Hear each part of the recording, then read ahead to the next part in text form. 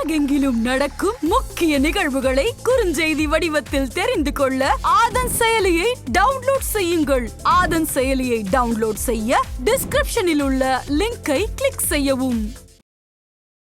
இந்த பத்திரை கரணம் அப்படின்னு பார்த்தீங்கன்னா அதிதேவதை பார்த்தீங்கன்னா திருச்செந்தூர் முருகர் வழிபாடு, மிருகம் பார்த்தீங்கன்னா கோழி.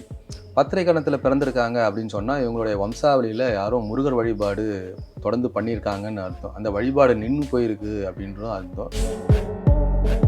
அதே மாதிரி புத்திரபாக்கியம் இல்லாதவங்க இந்த பத்திரை கரணத்தில் பிறந்திருக்காங்கன்னா திருச்செந்தூர் வழிபாடு பண்ணும்போது வெற்றியை கொடுத்துரும். கடற்கரையில் ஒரு 20 நிமிடம் முக்கிய எழுந்தாங்கன்னா, ஏன்னா கடலில் வந்து 16 வகையான உப்புகள் இருக்குது.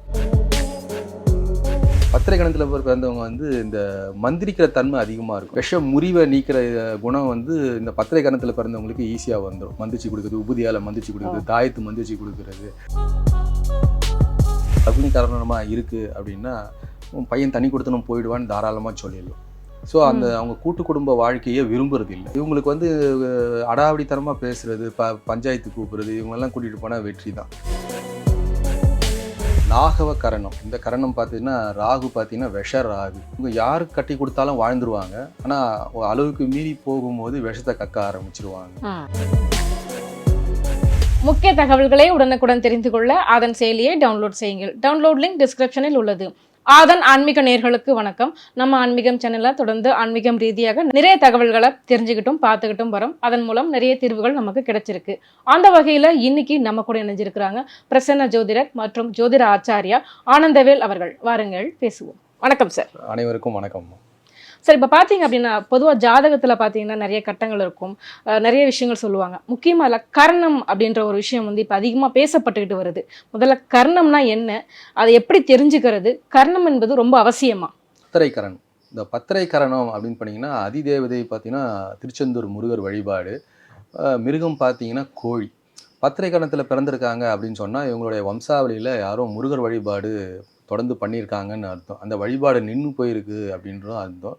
அதே மாதிரி இந்த பத்திரை கணத்தில் பிறந்தவங்க அவங்களுடைய குடும்பத்தில் யாரோ முருகர், அதாவது உதாரணத்துக்கு தணிகை வேல், ஞானவேல், கந்தவேல், இந்த மாதிரி ஏதோ ஒரு முருகருடைய பேரோ இல்லை வேலோ யாரோ சம்மந்தப்பட்ட நபர்கள் உள்ளே இருப்பாங்க பத்திரை கணத்தில் பிறந்தவங்க. அதே மாதிரி புத்திரபாக்கியம் இல்லாதவங்க இந்த பத்திரை கணத்தில் பிறந்திருக்காங்கன்னா திருச்செந்தூர் வழிபாடு பண்ணும்போது வெற்றியை கொடுத்துரும். உதாரணத்துக்கு பார்த்தீங்கன்னா நாளைக்கு சஷ்டி திதி அப்படின்னா இன்றைக்கி இரவு அந்த திருச்செந்தூரில் போய் தங்கி மறுநாள் சஷ்டி திதி அன்றைக்கி கடற்கரையில் ஒரு 20 நிமிடம் முக்கிய எழுந்தாங்கன்னா, ஏன்னா கடலில் வந்து 16 வகையான உப்புகள் இருக்குது. ஸோ அந்த புத்திரபாக்கியனால ரொம்ப டிப்ரெஷன் அதிகமாக ஸோ அந்த டிப்ரெஷன்லேருந்து அந்த 20 நிமிடம் அந்த முக்கிய எழுதும்போது அந்த மன அழுத்தத்துலேருந்து வெளியே வந்துடுவாங்க. அந்த நேரத்தில் இந்த டிப்ரெஷனால் மெக்னீஷியம் லெவலோட அந்த உடம்புல ரொம்ப கம்மியாக இருக்கும். அந்த மெக்னீஷியம் வந்து தன்னைத்தானே புதுப்பிச்சு கொள்கிற தன்மை வந்து அதிகம். ஸோ அப்போ அந்த மன பயம், இந்த தேவையில்லாத இறுக்கங்கள்லாம் வெளியே போயிடும் அந்த பத்திரை கரணத்தில் பிறந்தவங்களுக்கு. அதுக்கப்புறம் 5 நாள் சஷ்டி திதியில் வழிபாடு பண்ணிவிட்டு 5 நாள் கழித்து கணவன் மனைவி இருவரும் ஒன்று சேர்ந்தாங்கன்னா புத்திரபாக்கியம் கன்ஃபார்மு. தொடர்ந்து ஒரு 5-6 முறை பயணிக்கும் போது 100% புத்திரபாக்கியம் கிடச்சிரும். ஸோ இந்த கரணத்தில் பிறந்தவங்க கணவனும் பத்திரை கரணம், மனைவியும் பத்திரை கரணம், இதெல்லாம் வந்து என்ன சொல்ல வருதுன்னா, அதாவது பழைய நூல்களில் மூல நூல்களில் நித்திய தரித்திரம்னு சொல்கிறாங்க. திருமணத்துக்கு பிறகு மிகப்பெரிய ஒரு பொருளாதாரத்தை சரிவை சந்திக்கிறாங்க, ஒரு இழப்பீடை சந்திக்கிறாங்க இந்த கர்ணத்தில் பிறந்தவங்க. ஸோ இந்த கர்ணத்தில் பிறந்தவங்களுக்கு வந்து எப்படி இதோட பறவை பார்த்திங்கன்னா கோழி, ஏதாவது ஒன்று ஆய்வு பண்ணிகிட்டே இருப்பாங்க. இவங்கெல்லாம் பிஹெச்டி பண்ணுறது, இந்த மாதிரியான சப்ஜெக்ட்லாம் எடுத்து படிக்கிறதுல ரொம்ப ஆர்வமாக இருப்பாங்க. நியூஸ் அதிகமாக கேட்கக்கூடிய ஆளுங்களாக இருப்பாங்க. அதே மாதிரி புதையல் ஆசை அதிகமாக இருக்கும். இந்த கர்ணத்தில் பிறந்தவங்களுக்கு ஏதாவது ஒரு புதையல் கிடைக்காதா, அதிர்ஷ்டம் கிடைக்காதா, இந்த ஒரு நாட்டம் அப்படியே இருந்துக்கிட்டே இருக்கும். அதுக்கப்புறம் பார்த்திங்கன்னா பத்திரை கணத்தில் பிறந்தவங்க வந்து இந்த மந்திரிக்கிற தன்மை அதிகமாக இருக்கும். இந்த பத்திரைனா விஷம்னு இருக்கும். ஸோ அதாவது இந்த மந்திரிக்கிறாங்க இல்லையா கோயில்கள் எல்லாம்.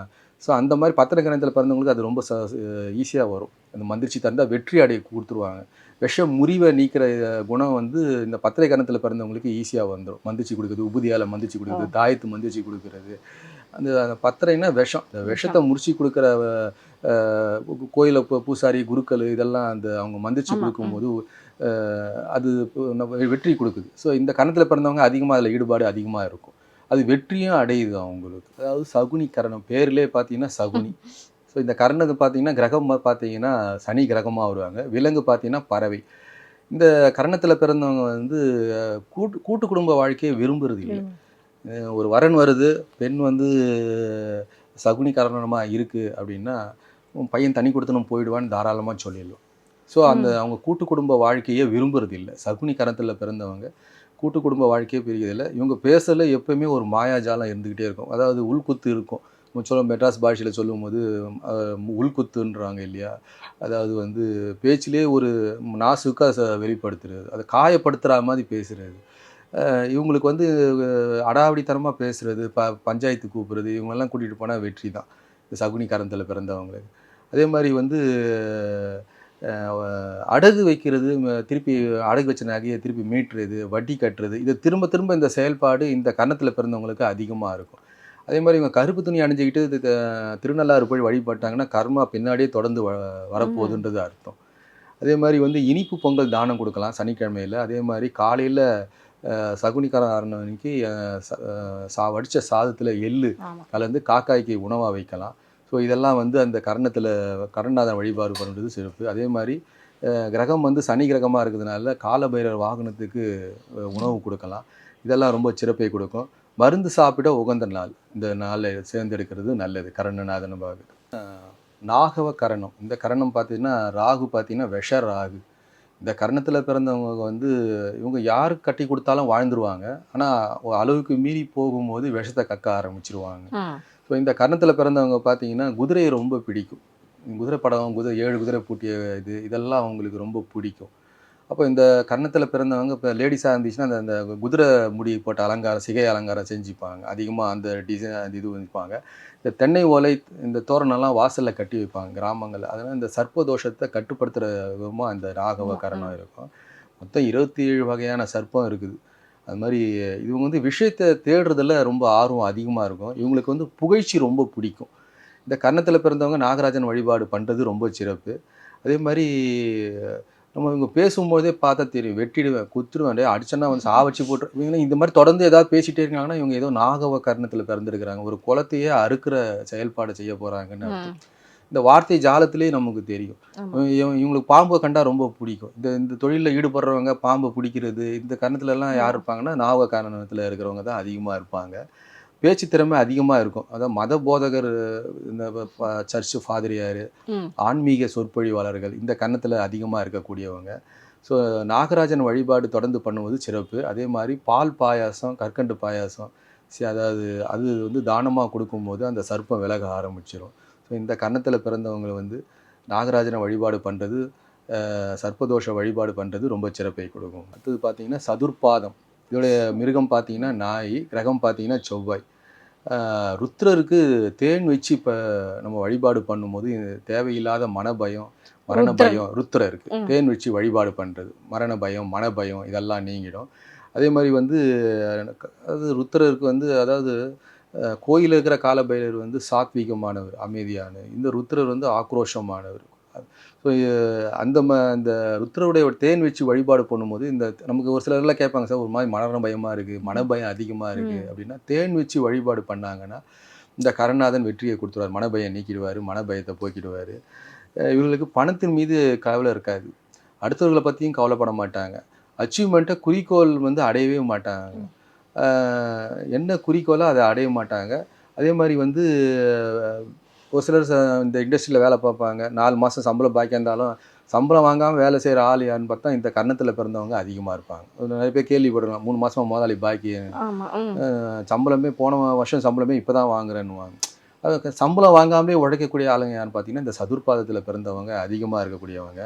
காணாமல் போனவங்களை கண்டுபிடிக்கிறதுல அவங்ககிட்ட இந்த பொறுப்பை கொடுத்தோன்னா இவங்க போய் கண்டுபிடிச்சி கூப்பிட்டு வந்துடுவாங்க. இதெல்லாம் அவங்களுக்கு நாட்டம் அதிகமாக இருக்கும். அது மாதிரி ரொம்ப விசுவாசியாக இருப்பாங்க, பெயர் புகழ்ச்சியெல்லாம் இவங்களுக்கு இருக்கும். பொதுவாக வந்து இந்த கர்ணத்தில் கட்டுப்படுறவங்க கரசேனை கர்ணத்தில் பிறந்தவங்க மட்டும்தான் கட்டுப்படுவாங்க, வேறு யாருக்கும் இவங்க கட்டுப்படுறது இல்லை. இவங்க கட்டுப்படுத்துறது அந்த கர்ணம் தான் கட்டுப்படுவாங்க. ஸோ இந்த கர்ணநாதன் வழிபாடை பண்ணும்பொழுது சிறப்பை கொடுக்கும். கடைசியான ஒரு கர்ணம் பார்த்தீங்கன்னா கிம்ஸ் துக்கணம். ஆமாம், இந்த கர்ணத்தை பார்த்தீங்கன்னா விலங்கு பார்த்தீங்கன்னா புழு, கிரகம் பார்த்தீங்கன்னா புதன் எந்த நிலைமையில் இருந்தாலும், அஸ்தங்கம் நீசம் எந்த நிலையில் இருந்தாலும் இந்த கருணநாதனை வழிபாடு பண்ணும்போது சிறப்பு. இந்த கிம்ஸ் துக்கண கர்ணத்தில் பிறந்தவங்களுக்கு என்னென்னா எப்பவும் ஒரு மாதிரி நெளிஞ்சிக்கிட்டே இருப்பாங்க. இந்த புழு தன்மை அவங்க உடம்புல இருந்துக்கிட்டே இருக்கும். அப்போது இந்த வெள்ளியிலான சர்ப்பம் வாங்கின்னு வந்து அந்த வழிபாடு பண்ணும் பொழுது அவங்கள அறியாமல் அதை வந்து அந்த அந்த நினைவுகள் வந்து அவங்க மூளையிலேருந்து வெளியேறிடும். தொடர்ந்து ஒரு ஒரு 48 நாள் அந்த தொடர்ந்து 3 முறை அந்த மாதிரி 3 மண்டலம் அந்த மாதிரி பண்ணாங்கன்னா உடம்புலேருந்து அது வெளியேறிடும். அந்த புழு தன்மை நெளிகிற தன்மை அவங்க உடம்புலேருந்து போயிடும். அதே மாதிரி இவங்க பழக்கடையில் போய் மாம்பழம் வாங்கினா கூட புழு இருக்கும். கிம்ஸ் தூக்கின கர்ணக்காரங்க போய் இப்போ எந்த பழம் வாங்கினாலும் அந்த புழு இருக்கும் பழத்தில். நீங்கள் செக் பண்ணி பார்த்தா தெரியும். ஸோ இந்த புழு நெளிகிற தன்மை அவங்கள விட்டு போகணும் அப்படின்னா இந்த தொடர்ந்து இந்த வெள்ளியில் சர்ப்பம் வாங்கி வழிபாடு பண்ணுறது ரொம்ப சிறப்பு. தன்வந்திரி அதை வழிபாடு பண்ணுறது ரொம்ப சிறப்பு. எடைக்கு எடை சக்கரை தானம் கொடுத்தா ரொம்ப சிறப்பு. காரிய தடை விலகும். அதே மாதிரி வஸ்திர தானம் வரவங்களுக்கு துண்டு, ஷர்ட்டு, ஜாக்கெட் பிட்டு கொடுத்தா கர்ணநாதன் பலம் பெறுவார். அதே மாதிரி பார்த்தீங்கன்னா இந்த ஆபரணம் வச்சு முத்து வச்சு வழிபாடு பண்ணால் ரொம்ப சிறப்பு. இந்த கர்ணநாதன் கிம்ஸ் துக்குணத்தில் பிறந்தவங்க முத்து மாலை வச்சு ஜபம் பண்ணுறது, அந்த படத்துக்கு முத்து போட்டு ஜபம் பண்ணுறது, முத்து மாலை போட்டு வழிபாடு பண்ணுறது இந்த கர்ணத்தில் தொடர்ந்து செய்யும் பொழுது இந்த கர்ணநாதன் வெற்றியை கொடுத்துறாரு. ஓகே. ரொம்ப அதாவது எவ்வளோ இன்னும் சொல்லிக்கிட்டே போகலாம். ஒவ்வொரு கர்ணத்தை சொல்லும் போது சொல்லிட்டே போகலாம். முக்கியமான தகவல்கள் மட்டும் நம்ம இந்த இதில் பதிவில் ஷேர் பண்ணியிருக்கோம். இதெல்லாம் முக்கியமாக நான் கேட்கணும்னு நினச்சது, தொட்டது துலங்கும் கர்ணம் அப்படின்னு ஏதாவது இருக்கா சார்? அதுதான் அந்த கௌலவ கர்ணத்தில் பிறந்தவங்க தான். இப்போ கௌலவ கர்ணமாக இருக்காங்க அப்படின்னா அவங்க கையால் அதான் சொல்கிறேன், செடியே பிடுங்கி நட்டு திரும்பி வச்சாலும் அந்த செடி துளுக்குது. அப்படி ஒரு தன்மை உடையவங்க கௌலவ கர்ணத்தில் பிறந்தாங்க. அந்த மாதிரி ஒவ்வொரு கர்ணத்துக்கும் ஒரு ஸ்பெஷல் இருக்கு. ஒவ்வொரு ராசிக்கும் ஒவ்வொரு கர்ணம். பாருங்க, இப்போ அஸ்த நட்சத்திரம் சொன்னா உள்ளங்கைன்னு அர்த்தம். அவங்க கையால் ஆசீர்வாதம் வாங்குறது ரொம்ப சிறப்பு. அந்த மாதிரி ஒவ்வொரு கர்ணத்துக்கும் ஆகட்டும், ஒவ்வொரு நட்சத்திரத்துக்கும் ஆகட்டும், ஒவ்வொரு ராசிக்கும் எல்லாத்துக்குமே ஒவ்வொரு தனி குணங்கள் இருக்குது. ஸோ இப்போ பூச நட்சத்திரம்னா அன்னைய நாள் மருத்துவத்துக்கு ரொம்ப உகந்த நாள். ஸோ அந்த மாதிரி நம்ம ஒவ்வொரு இதுக்கும் ஒவ்வொரு சிறப்பு இருக்க தான் செய்யுது. அதில் குறிப்பாக கௌலவ கர்ணத்தில் பிறந்தவங்க ஒரு செடியே நட்டு பிடுங்கி மறுபடியும் நட்டு வச்சாங்கன்னா அது உயிர் பெறுது, புத்துயிர் பெறுது, மறுபடியும் செடி துளுக்க ஆரம்பிக்குது. இது கர்ணம் வந்து ராசியை வச்சு கணிப்பாங்களா இல்ல நட்சத்திரம் வச்சு கணிப்பாங்களா? அப்படிலாம் கிடையாது. அதாவது பஞ்ச அங்கங்கள் இங்கே 4ன்னு எடுத்துக்கிட்டீங்கன்னு சொன்னா, அதாவது சொல்லணும்னா இந்த ஒரு 4 கிழமை, திதி, நட்சத்திரம், நாமயோகம், கரணம். ஒரு இன்னைய நாளில் என்ன நாளில் பிறக்கிறாங்களோ அந்த நாளுடைய கரணநாதன் தான் கடைசி வரைக்கும் அவங்களுக்கு வரப்போகுது. புரியுதுங்களா? ஜனன காலத்துல என்ன கர்ணநாதனுக்காரோ அந்த கர்ணநாதன் நம்ம வழிபாடு பண்ண போறோம். அதை தான் தொடர்ந்து பயணிக்க போறாங்க. அந்த கர்ணநாதனை கடைசி வரைக்கும் கெட்டியமா பிடிச்சிக்கிறது நல்லது. இல்லை அந்த பர்டிகுலர் பிரச்சனைக்கு மட்டும் பயன்படுத்தினாலும் நல்லது. அதுவே உபாசனை தெய்வம் வந்து உங்க கூடவே பின்தொடர்ந்து பயணிக்க போறாருன்னு அர்த்தம். ஸோ கர்ணநாதனை கடைபிடிச்சோம்னா காரிய வெற்றி. கர்ணனை பிடித்தால் காரிய வெற்றி. அதாவது சண்டை போடணும், கிம்ஸ் துக்குன கர்ணனால தேர்ந்தெடுத்தோம்னு சொன்னால் சண்டை போட்டு ஒரு சொத்து பிரச்சனை, இது பெண் குழந்தைங்களுக்கு சேர வேண்டிய பங்கு அப்படின்னா இந்த கிம்ஸ் துக்குனால தேர்ந்தெடுத்துக்கிறது நல்லது. அதே மாதிரி பார்த்தீங்கன்னா வளர்பிறையில் பிறந்தவங்க மருத்துவராக இருக்காங்க. தேய்பிரையில் பிறந்தவங்க பார்த்தீங்கன்னா லஞ்ச லாவணி இந்த மாதிரியான பிரச்சனைகளை மாட்டிக்கிட்டு அவமானங்களை சந்திக்கக்கூடியவர்களாக இருக்கிறாங்க இந்த கிம்ஸ் துக்குன கருத்தில். இந்த கிம்ஸ் துக்குன கரணத்தில் யாராவது இந்த நாளில் போய் யாராவது திட்டாங்கன்னா அதோடைய காயம் 3 நாளில் இருக்கும். ஒரு சிலருக்கு 30 நாள் ஆனால் அவன் என்னை திட்டானே, அவையா என்னை திட்டினா. இந்த நாளில் கிம்ஸ் துக்குன கரணால் யாராவது திட்டாங்கன்னா அதோடைய காயம் 3 நாள்லேருந்து 30 நாள் வரைக்கும் அது தாக்கம் இருந்துகிட்டே இருக்கும். இந்த கிம்ஸ் துக்குனத்தில் யாரோ ஒருத்தர் குடும்பத்தில் யாரோ ஒருத்தர் மனநோயாளியாக இருக்கிறாங்கன்னு சொல்ல வருது. அது அவங்ககிட்ட டீப்பாக பழகும் போது தான் தெரியும், அது வரைக்கும் தெரியாது. கிம்ஸ் துக்குன கரணத்தில் யாரோ ஒருத்தர் பிறந்திருக்கிறாங்க அப்படின்னா அவங்க குடும்பத்தில் யாரோ ஒருத்தர் மனநோயாளியாக இருக்கிறாங்கன்னு அர்த்தம். அதே மாதிரி இவங்க என்ன தொழில் செய்யலாம் அப்படின்னா இந்த பட்டுப்புழு, விவசாயம், அதே மாதிரி வந்து இயற்கை உரம், மண்புழு தயாரிக்குதல், இதெல்லாம் இவங்களுக்கு வெற்றியை கொடுக்குற கர்ணநாதனாக இருக்கிறார்.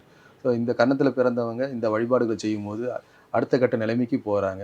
அது சார்ந்த தொழில்களை செய்யும் போதும் வெற்றி அடைகிறாங்க.